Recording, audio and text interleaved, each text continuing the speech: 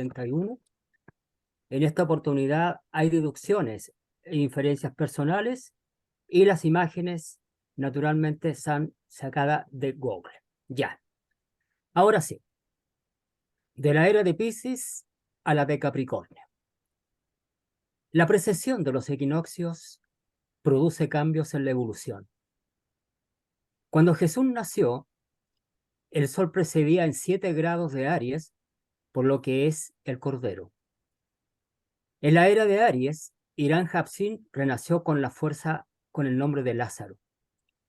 En aquel momento, el disco se convirtió en una rosa y el martillo se convirtió en una cruz. En la era de Piscis, Irán Jabsin renació como Cristian Rosacruz y fundó la Orden Rosacruz.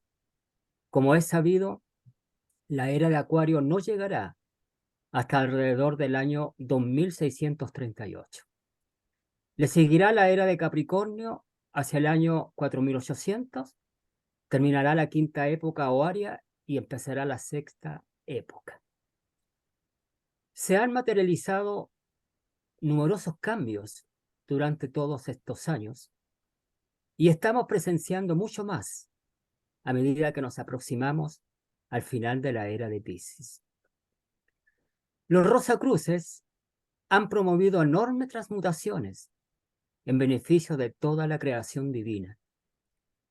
Su filosofía ha proporcionado luz a nuestro conocimiento y sus ideales han estimulado nuevos adelantos en todos los campos de la actividad humana. Paracelso ha anticipado progresos en medicina, ya que profetizó que se darían muchas mutaciones auténticas, una de las cuales sería la de que, por medio de la ciencia, seríamos capaces de crear órganos para sustituir otros y no tendríamos necesidad de extraerlo de personas vivas ni de cadáveres. El Rosacruz Comenio originó una profunda revolución en distintas áreas, como en la pedagogía, en las reformas sociales y en las instituciones que crearemos en las eras de Piscis y de Capricornio. Estamos en un estadio de profundas transformaciones en todas las áreas de la vida sobre la Tierra. Como estudiantes de las enseñanzas Rosacruces, tenemos la enorme responsabilidad de convertirnos en mejores canalizadores de la voluntad del Padre, de participar más activamente en las transformaciones, en el ambiente, en la ciencia, en el arte, en la educación, en la reforma de todas las instituciones y sistemas de la era de Acuario, así como en la transformación de las mentalidades. Aprendamos a servir con más amor y armonía en nuestra fraternidad, en la comunidad en la que vivimos. Aprendamos a usar nuestro conocimiento con libertad y responsabilidad para crear nuevas mentalidades acuarianas, no solo en el campo privado, sino también en las instituciones. Comenio escribió que debíamos buscar lo que una a las personas y vivir un sincero conocimiento de la verdad, dando ejemplo, y que deberíamos trabajar con otros buscando el bien común, que no es otro que el servir a Cristo. Así, con el tiempo, esas actitudes nos permitirán convencer y hacer que nos acerquen quienes no coincidan con nuestras ideas. Para Comenio y también para Bacon, una profunda filosofía debería llevar al hombre hacia Dios y a solucionar sus problemas. Las enseñanzas rosacruces contribuirían en ese sentido no solo a crear una nueva y profunda religión universal cristiana, sino también con nuevas políticas universales. Se crearían instituciones denominadas el Tribunal Internacional de la Paz, la Academia Mundial y el Consistorio Universal. Estos órganos mundiales con poderes ejecutivos serían designados por todos los habitantes del mundo y actuarían en las regiones y los continentes en el ámbito mundial. Estos ideales de Comenio tendrían directamente tendían directamente hacia la era de Acuario y Capricornio, en la que la fraternidad universal será ya una realidad consolidada. Pero como estudiantes rosacruces, debemos empezar ya a vivirlos ahora. Seamos canales para los ideales acuarianos y capricornianos viviendo en fraternidad. De hecho, con nuestros estatutos que están en armonía con los ideales rosacruces. Aprovechemos las oportunidades de proporcionar nueva y mejor vida a nuestra fraternidad, unidos por el amor y la armonía. La verdad os hará libres.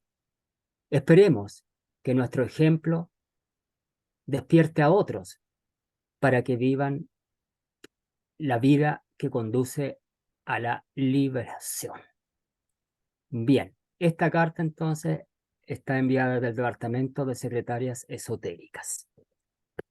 Carta muy interesante, muy profunda y que nos recuerda nuestra responsabilidad como estudiantes de una filosofía de avanzada. Las ideas nucleares, por decir así, de este texto son las siguientes. La precesión de los equinoccios produce cambios en la evolución del hombre. Estamos al final de la era de Piscis y estamos presenciando muchos cambios, como lo menciona la carta, a todo nivel, geográfico, económico, social, y también de una elevación de la conciencia. Los Rosacruces han promovido grandes transformaciones en beneficio de la creación divina y los ideales rosacrucianos, afirma la carta, han estimulado grandes adelantos en todos los campos de la actividad humana. Como ejemplo de lo anterior, la lección menciona a tres grandes pensadores que fueron Rosacruces o estuvieron muy relacionados con la orden y que fueron portadores de una mentalidad avanzada al espacio-tiempo que les tocó vivir. Ellos son Paracelso, Francis Bacon y Comenio. Otra de las ideas de esta carta y que nos recuerda la responsabilidad como estudiantes de contribuir con nuestra participación a crear un mejor ambiente en todos los ámbitos, dice la carta. Recuerdo que en las artes, en las ciencias, en la educación y en las instituciones imperantes y también en aquellas que habrán de instaurarse de acuerdo a la cosmovisión acuaria capricorniana. Finalmente, la lección señala que las enseñanzas rosacruces han de contribuir, al igual que lo hicieron en épocas pasadas, en crear una nueva y profunda religión cristiana y también la instauración de una nueva política universal. Y finalmente, entonces, nos recuerda que debemos actuar no ahora, esperando que llegue plenamente la situación de las eras, sino que ahora, en este momento. Y sobre todo que nos coloca el desafío de la religión y de la política, que han sido, lo sabemos, los poderes fácticos que han dirigido para bien o para mal o para ambas cosas los designios de la humanidad en los distintos siglos. Ya. A ver, voy a desarrollar solamente algunas ideas para no hacerlo tan extensivo. Por lo tanto, voy a decirles que, como nosotros lo sabemos, existen 12 eras astrológicas y cada una de ellas se extiende durante un periodo de unos 2150 años. Sus nombres provienen de los signos zodiacales y el ciclo completo de 12 eras dura alrededor de 25.800 años. La llegada de una nueva era está relacionada con el movimiento de la Tierra llamada precesión de los equinoccios, movimiento que ya lo conocían las civilizaciones antiguas, ¿ya? La astronomía explica que la precesión se produce por una lenta rotación inversa, de ahí viene precesión, que la Tierra realiza sobre su eje polar. Pero todo esto son conceptos astronómicos, pero para los esotéricos, los astrólogos, los místicos, las eras traen también una nueva mentalidad, una nueva forma de ser. Y la humanidad va adquiriendo esas características en sus conquistas, en sus logros, en sus instituciones. ¿Ya? En cada era estamos destinados a asimilar un atributo de Dios y a expresar los aspectos positivos del signo correspondiente. Bueno, nosotros lo sabemos que Cristo o Jesús, el maestro de Galilea, fue el avatar, porque cada época comienza con un avatar de la era de Piscis, y él nos dio un ideal a seguir, que era, verdad, el de amar a los otros como a nosotros mismos. Amar a los otros como a nosotros mismos. Un ideal muy grande y que muy pocos han logrado. Realmente pienso, a veces un poquito exagerado, que solamente los verdaderos santos han conseguido este ideal de Jesús para la era de Piscis. Bien, pasemos a analizar lo que sería una mentalidad acuaria capricorniana, según esta carta, a partir de los tres grandes hombres que menciona y que podrían resumirse como una fraternidad, una actitud de fraternidad, una actitud cosmopolita y también virtuosa. De más está decirles que, especialmente a los miembros que ingresan recientemente, que el tema de la precesión de los equinoccios, que aquí ha sido solamente mencionado, es uno de los grandes temas muy fascinantes que amplían la visión y que extienden naturalmente la conciencia y nos explican todas aquellas incongruencias que la historia oficial no ha podido ni va a poder con los parámetros que tiene señalar. Así que invitados a investigar este tema, del cual se habla bastante en el concepto Rosacruz del cosmos. Bien, comencemos con Paracelso, un médico, un alquimista y astrólogo suizo, ¿ya?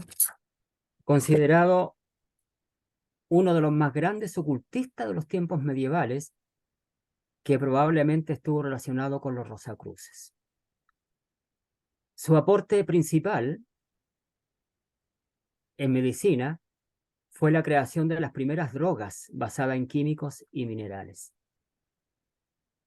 Se anticipó, como siempre sucede con estos pioneros, a la visión de su tiempo, profetizando muchas conquistas científicas. Y como lo menciona la carta, y que ya lo estamos viendo, entre ellas la capacidad de crear órganos para sustituir a otros. Paracelso, a quien se le catalogó como loco y visionario, ¿ya? Fue, sin lugar a dudas, un hombre con una imaginación desbordante, movido, como sucede con los Rosacruces, por un enorme afán de conocimientos. Un ser humano con una mente cosmopolita, que significa que no tiene frontera y lo abarca todo. Entre su dilatada producción literaria y científica figura la gran cirugía, ¿ya? El único de sus libros que le reportó un éxito monetario inmediato, ya que tuvo que reeditarse después de un año, ¿ya? Ahí está el manuscrito, ¿no? de esta obra y una edición de 1978 de La Gran Cirugía, un libro que aún, con el transcurso de los siglos, los médicos, especialmente los homeópatas, lo tienen como un gran referente. En esta obra, Paracelso introduce conceptos que, si bien eran revolucionarios para su época, hoy están plenamente incorporados a la praxis ya de los profesionales sanitarios, acabo de decirlo.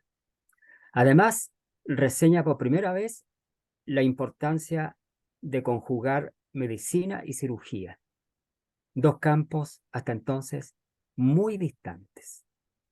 Él logró convencer de que estaban prácticamente a la par, pero en casos muy, muy acotados, ¿ya? Eh, para agregar algo más y terminar con Paracelso, ¿cuál era su concepción filosófica? Decimos que o fue Rosacruz o estuvo relacionado con los Rosacruces. Él creía, estimados hermanos, que los seres humanos somos un microcosmos y que un buen médico no es el que más se prepara académicamente, sino el que mejor entiende la naturaleza y el orden cósmico. ¿Qué pensamiento más revolucionario para ese tiempo? Y aún para este tiempo nuestro. Pensaba que solo los médicos que tengan este talento, es decir, una comprensión del hombre como microcosmos y una comprensión del macrocosmos, podrían practicar la medicina. Para los demás, este arte y esta ciencia, según él, estaba prohibida. Como médico y como investigador del universo, porque en realidad fue eso, Paracelso aconsejaba 7 principios. Y al leer estos principios, uno se da cuenta de la razón de sus argumentos. Lo primero es mejorar la salud. Después viene el intelecto, después viene todo el conocimiento. Pero primero debemos alimentar, mantener y cuidar con principios elementales y equilibrados el cuerpo físico. 2, desterrar absolutamente del ánimo, por más motivos que existan, toda idea, todo pesimismo, rencor, odio, tristeza, venganza y pobreza de espíritu. Ya que según este médico, con estas condiciones se cambia el destino, especialmente lo relacionado con la mejora del carácter. Recordemos que Max Heindel dijo que el carácter es destino. 3, haz todo el bien posible, sin comentario. 4, olvida toda ofensa, sin comentario. 5, debes permanecer todos los días en donde nadie pueda turbarte, a fin de pensar en la gran obra de Dios.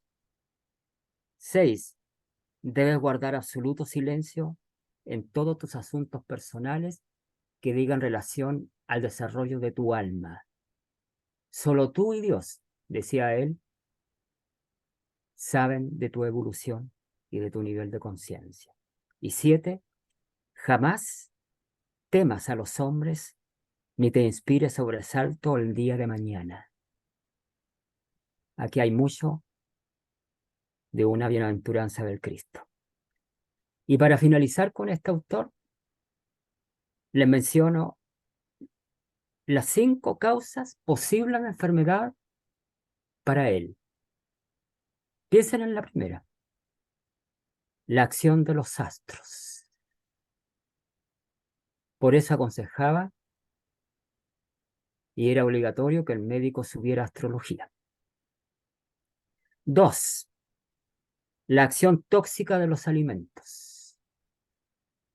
3, la herencia y la constitución.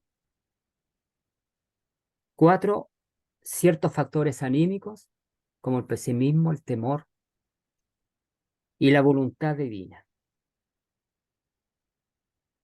Bien. Hay otras cosas súper interesantes para hacer, pero la dejo pasar. Bien. ¿Fue Rosacruz? Para mí que sí.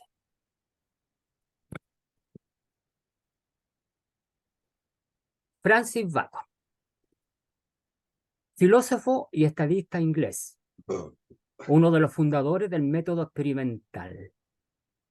El método actual de la ciencia se debe a Francis Bacon. Se le considera relacionado con los Rosacruces. Sus obras más famosas son Nuevos Órganos o Nuevo Órgano, La Nueva Atlántida o Atlantis y Ensayos.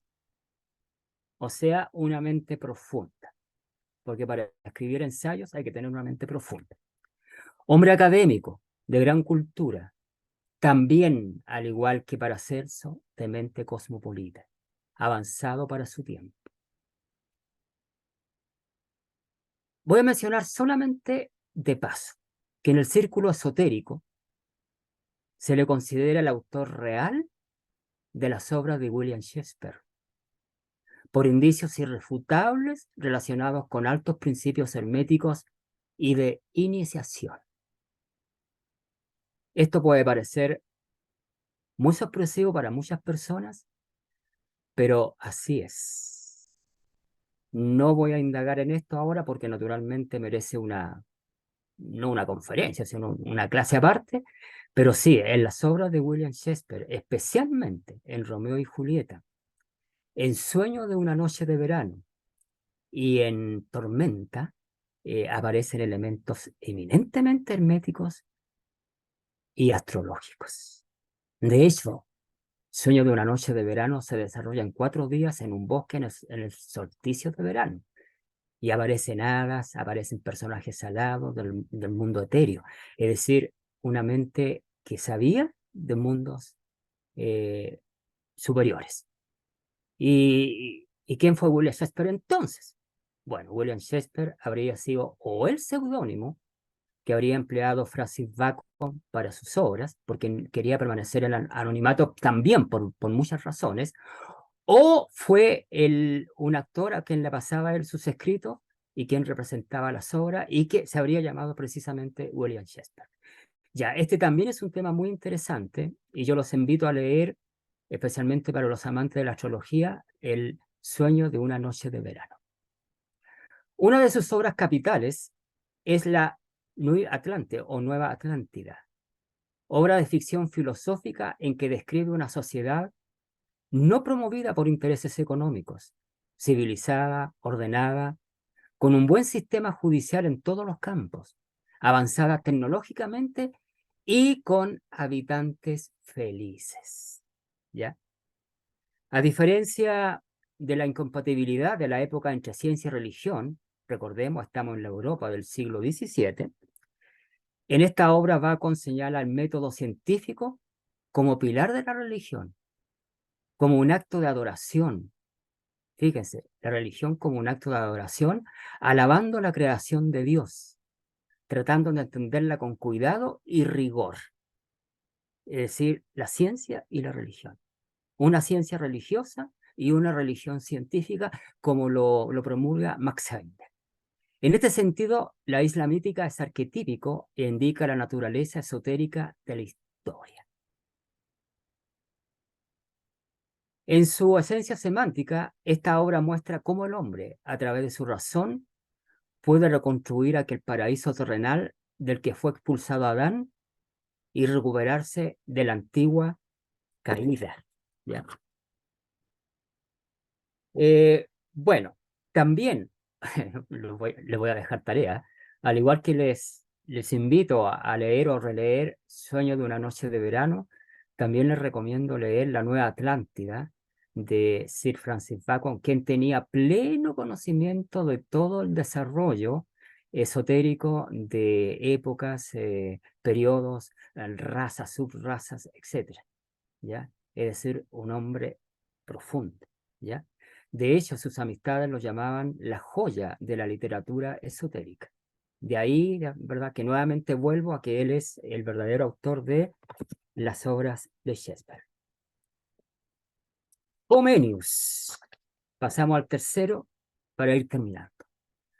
Johann Amos Comenius, clérigo y educador moravo. Fue un pionero de los modernos métodos de educación y pretendió unir todas las naciones en un sistema educacional común. Para él, la educación no tenía frontera o no debía tener frontera. Y debían abolirse hasta cierto punto los nacionalismos, porque en el fondo producían, como él lo dijo, una especie de dureza en el cuerpo astral que llevaba al egoísmo, ¿ya? Ferviente propagandista de las ideas rosacruces, porque fue Rosacruz, él sí, ¿ya? Conoció la persecución cuando era obispo de la comunidad morava. Es autor de Pródomos Pansóficos, es decir, el dominio o reinado de la pansofía, de la ciencia que lo abarca todo, Opus Pansóficos, que significa invitación o abrirnos a la sabiduría universal, y Ópera Selecta. Pero su obra cumbre, y me voy a detener un poquito para comentarla, fue la Didáctica Magna, que a pesar del avance de teóricos del conocimiento pedagógico, andragógico y educativo en general, esta obra se sigue publicando, ¿ya? Es un clásico. Fue publicada en 1627, ahí está la edición, ¿ya? Una estampa, en la cual entrega directrices educativas válidas para cualquier tiempo y espacio. En pleno siglo XVII, cuando predominaba una instrucción de enseñanza pedante y libresca, memorística, nada de pensamiento abstracto, los principios de esta obra contribuyeron un significativo paso de avance hacia el desarrollo de la pedagogía, ¿ya? Pero entendiendo la pedagogía como ciencia de la educación, porque en el fondo pedagogía, en su raíz latina, significa educación de niños. Andragogía es educación de adultos. Por lo tanto, entendamos la pedagogía como, en general, como la ciencia de la educación. Para este pensador, la educación debía tener como meta el ideal pansófico, es decir, enseñar todo a todos. Al ser hijos de Dios, todos tenemos la posibilidad de aprender porque la educabilidad está en nuestra naturaleza. Está en la naturaleza humana el ser educado y la obligación del Estado es educar al muchacho en lo académico, en lo útil y en lo valórico, ¿ya? Al igual que Paracelso, al igual, ¿verdad?, que Sir Francis Bacon, Comenius fue un pensador cosmopolita. Originó una profunda revolución en distintas áreas, no solo en la pedagogía, sino en reformas sociales, adelantándose por siglos a las instituciones que crearemos en las eras de Acuario y Capricornio y que son mencionadas en la carta que estamos analizando. Él ya instituyó una institución, o sea, él visualizó y describió, incluso con su estructura, lo que tendría que ser un consistorio universal, una entidad sin frontera, abogada por la paz, pero en el real sentido de la palabra y sin ninguna connotación política, sino meramente mística, por decirlo así, ¿ya? A ver, para no extenderme, les voy a presentar la última diapositiva. Tenía otra nota, pero no, la voy a dejar pasar. Para que nos hagamos un poquito la idea de esta magna obra, ¿ya?, llamada Didáctica Magna, es decir, enseñanza total, magnífica, voy vamos a leer solamente algunos capítulos para que visualicemos la mente cosmopolita y la vanguardia de este hermano nuestro, qué orgullo, hermano nuestro, Rosacruz. Algunos capítulos. Capítulo 1. El hombre es la criatura postrera, la más absoluta y excelente de todas las criaturas, y su fin es la perfección para llegar a Dios. Nosotros, por nuestros estudios, comprendemos más o menos la idea de este primer capítulo. Capítulo 2. El fin último del hombre está fuera de esta vida. Sin comentar, lo comprendemos. Capítulo 3. Esta vida es tan solo preparación de la vida eterna. Despliega maravillosos argumentos en este capítulo acerca de cómo debemos prepararnos para esa vida que en el fondo es la vida verdadera. Capítulo 4. Conocerse, regirse y encaminarse hacia Dios, tanto a sí propio como a todas las demás cosas con uno mismo, son los 3 grados de la preparación para la eternidad. Nos preparamos para la eternidad y él coloca escritos e ideas para conocernos, para regirnos y para encaminarnos hacia Dios. Saltémonos, capítulo 8. Es preciso formar a la juventud conjuntamente en escuelas. Capítulo 9. Se debe reunir en las escuelas a toda la juventud de uno y otro sexo. Esto era una idea realmente revolucionaria y ofensiva para el siglo XVII. Capítulo 9. No, 10. La enseñanza en las escuelas debe ser universal. Capítulo 24. Miren, método de inculcar la piedad. ¿Es solamente la piedad, según este autor, lo que le va a permitir al hombre la real evolución?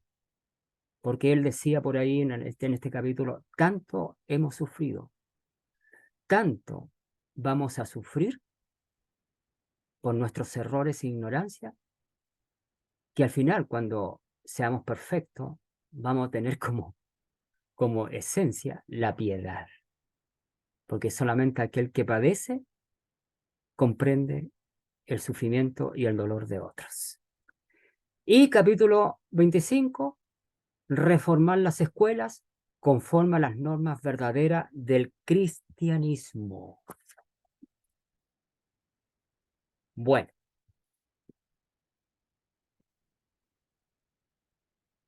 terminada esta conferencia en sus ideas principales y como corolario, epílogo,